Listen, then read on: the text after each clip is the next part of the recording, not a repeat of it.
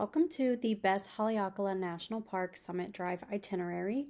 A little bit of background about this itinerary before I jump into it. So Haleakala National Park is the only national park that is on the island of Maui, and it is this large volcano.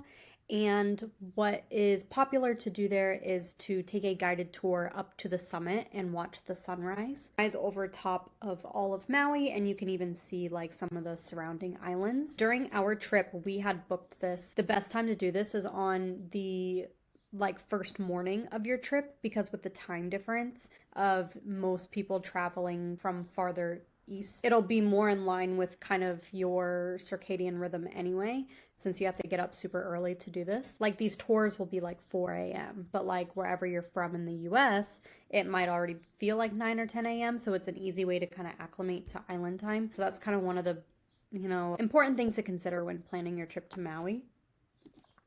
And doing this as a guided tour is just so much easier, so that you don't have to worry about traffic. You don't have to be driving at 4 o'clock in the morning. They come and pick you up from your hotel. It's just really the most recommended way to visit the summit. However, our trip was in February, and ours got canceled kind of like the night before, morning of, due to inclement weather conditions, which was really just snow at the top of the summit because it's really that high up. And fog conditions would also like close down the park as well if there was like zero visibility. So this may happen on your trip, so I recommend having a backup plan to still go see the summit. So instead, what you can do is your own self-guided audio driving tour. So as long as you have a rental car, there's an app called Shaka Guide, and it basically works just like your GPS would. So it tells you like where to go, just like your normal GPS system would, but it's also talking to you the whole time about things you're seeing along the way and where to go next and what to explore. So it's a really nice way to see all of Maui just kind of like on your own time, on your own schedule, because you can pause it and come back to it. It'll just pick up wherever you're at and get you back on track. This guide in particular, they have a sunset and stargazing tour and a sunrise tour. It's basically, one is just the reverse of the other, because for the sunrise, you want to just get up to the top, watch the sunrise, and then do everything on your way down. But for sunset, you want to do everything on your way up, watch the sunset, and then drive down. So basically the same thing. We technically did the sunset and stargazing tour, even though we didn't really stay long enough for the full sunset. These two links here go to directly where you can get the individual tour on Viator. But if you're going to do any other scenic drives while you're visiting Maui, like the Road to Hana or the West Maui Coastline Drive, which is basically Road to Hana but on the other side of the island, they do offer a bundle, because it's like $20-something for each individual tour, but then you can get the full bundle of every tour for like $30. So as long as you're going to do more than one, then it pays for itself. The bundle's up to $35 now, but that's fine. There's a link to get the whole bundle too. And then this video here is just kind of like a montage compilation, photos and videos from when we did this tour. So the tour officially begins as you're going through some of the neighboring towns at the base of the Haleakala entrance. We started our drive around 2 o'clock and we were done by 7. So they recommend planning 4 to 6 hours for this. So we pretty much fell within that time frame. Once you get to Pukalani, it will start with the history and story and the driving directions of doing the official tour. This area, if you haven't already gotten like food and drinks to have, with you just in case, or filled up your gas tank or different things like that, this is kind of your last place to do this. Because you do want to go up with a full tank of gas. You definitely want water. And then, if you want to do like a picnic dinner while you're up there or something like that, it's good to plan ahead for something like that. I don't know how to pronounce this town, so I'm not even going to try to butcher it. It's upcountry Maui. It's where their like cattle industry was, and now it's more of like an old arts and culture area today. The architecture is very old Western, which is just kind of interesting. As you get closer, you'll start to see the welcome signs. You can see here that it says like the crater is 22 miles up, that there's no food and no gas once you're inside. It also shows like reservations required for entry when you're doing sunrise. So that's why people like to do the tour, so they just don't have to mess with it. And then here's a more modern entrance sign. So the first stop, once you're doing the drive up, is the Hosmer Grove Nature Trail. This one's a super easy one for really anyone to do. It's already starting to get to a pretty high elevation, so you'll already feel it cool off. From whatever the temperature was before you started driving up. Also, if you're going, towards sunset time, it is going to keep just cooling off naturally as you go. This trail is only about a half-mile loop. It's a little nature trail. You can spend about 15 to 30 minutes here. This kind of shows you a little bit of what it looks like. What's neat about this one is this one has trees from all over the world. So they have juniper and fir trees, which are native to North America, cedar and whatever this sort of pine tree is called from Japan, and the eucalyptus trees that are native to Australia. But it's just a nice little stopping point to get out, walk about, feel the new climate, kind of be in nature. The next stop that it recommends is the crater hike. It's 8 miles if you do the full hike, but I don't necessarily recommend that. You can actually just hike the first mile, which goes out to an overlook, and then just come back the same way. That's what we did since it was like the last day of our trip. We were heading to the airport that night. We didn't want to like make it this big long excursion, but if you kind of split this up over like a couple of days, or even if you plan like the full day to do this, then you would definitely have more time to do some of the longer hikes if you would like. So at this point in the hike, you are probably already above the clouds, and this is kind of the view that you'll get from out there. There is another overlook trail. This one's less than a quarter of a mile, so it is very quick to get out and look at. Here, you're definitely above the clouds. You can kind of see all the way down here in this corner, kind of the low country area. There, you can see it's 0.15 miles. There is another overlook where you can see the crater of Haleakala. This is another short little stopover on your way up to the summit. Once you've kind of reached close to the top, there is a trail just off from the visitor center. It's kind of the last thing you do before you get to the official summit. It's a short half-mile trail with different overlooks, but the view is a little bit different than any of the other stuff kind of along the way. So that's why it's good to get out at the different overlooks, because at different elevations and as you're kind of going up different sides, you'll see different views in different areas of Maui. You can see I was starting to get cold here, so I had my jacket and I had a blanket with me.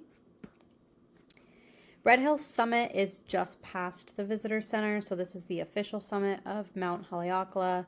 The elevation is over 10,000 feet, so that very first stop where you got out was 6,000 feet, and then from there you climb another 4,000. This is the area that you'll be if you want to watch the sunset.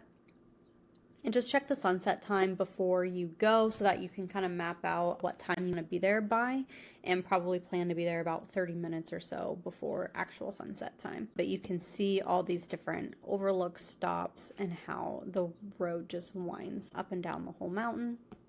Sliding Sands Trail, if you have the time, this is also just off from the visitor center. It's an 11-mile hike, but you can just go to the first switchback and then kind of circle back if you don't want to do that whole trail, because that is pretty long. Only do this hike if it is still daytime and you have plenty of food and water to bring with you, since it is a very long hike. We didn't do this one because by the time I did get to the top, I did feel a little bit of altitude sickness, and I actually just took a nap for 30 minutes before we headed back to the airport. And I've never had motion sickness or anything like that, so it was very just odd that I experienced that. But it was pretty minor. I was fine by the time we got back down. Once you start driving back down, the tour still continues. Like, it will still be talking to you about different places. There are some other places that it recommends as you get down to the bottom, and these were all things that we wanted to do. They just didn't fit into our itinerary since we had to shuffle things around from not being able to do the original sunrise tour. But there is a lavender farm that I would love to go back and visit. There's a botanical garden, a goat dairy, which has a petting zoo, and then the Maui winery, which has pineapple wine. Something you'll see along the way is these little signs, Nene crossings. We did not see any, I don't think, but maybe because it was February. Some just additional information to think about before planning your trip. Again, altitude sickness is common since you are going up more than 10,000 feet. If you do get sick, just drive down as soon as possible. If you experience motion sickness or if you're prone to it, make sure you take whatever it is that you like to take for it. Try to be the driver instead of a passenger. Again, there's no food available inside the park, so make sure you're bringing water and snacks and food, anything like that. eat a meal before going in or bring one in to have a picnic. That way you're just not starving for, 6+ hours. Bring a blanket and heavy coats if you're going for sunrise or sunset. It is very, very, very cold up there because of the high altitude. Even if you're going in summer, it is cold, to be prepared for that. So in addition to that, I also just have some other posts related to planning your trip to Maui. This links right here to a list of the best things to do. It's kind of like a top 10 roundup. I think it's so crazy when people go on vacation to just hang out like at the resort or their hotel room and like never see any other part of the island or wherever they are. Like, you can go like stay at a resort at home, like, why would you fly all the way to Maui to just sit there in a room? So some other fun things to do: whale watching, very popular. February is peak season for that. We were going because it was our anniversary. We didn't particularly plan it for like whale watching or anything. It just happens to be at the same time. Also, there is a cacao farm and chocolate tasting tour. So the largest chocolate factory in all of Hawaii is on Maui.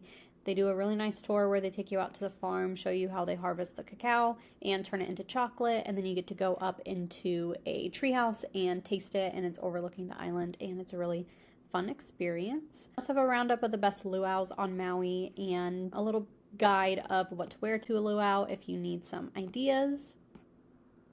The Road to Hana full loop, which I mentioned earlier, you can do a self-guided driving tour just like this one. This is the Black Sand Beach near Hana. That is kind of one of the big highlights.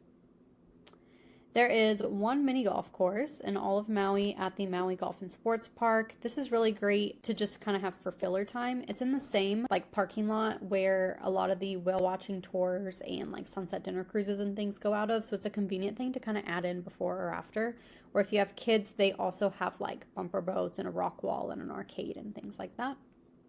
Best restaurants on Maui. I have a whole guide. This is a lobster and crab grilled cheese sandwich from Down the Hatch in Lahaina. Something that is not in this list that I need to put in here is there's actually a couple. The West Maui Coastline Driving Tour, which I mentioned up at the top, and then also sunset dinner cruises, which I just mentioned. So I'll need to go back and add this. So this might look a little bit different when you read through it. Where to stay on Maui. We love the Kaanapali Beach Club. It's a Hilton vacation club, but you don't have to be a timeshare owner to stay there. You book it just like you would any other hotel or resort. But what we like about it is that you get a 1-bedroom apartment basically for the same price as like a standard hotel room anywhere else. This video here has a room tour and then a little bit from around the resort. This was the view from our room.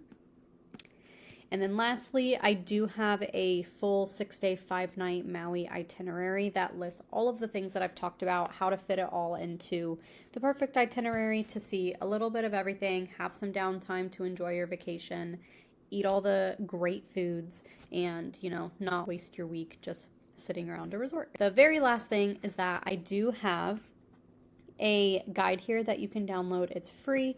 It is 5 free things to do in Maui. If you just put in your email address, it'll email you a PDF download. This way you can either have more money to spend on other things, or you can just have free things to do so that your trip overall is just more affordable.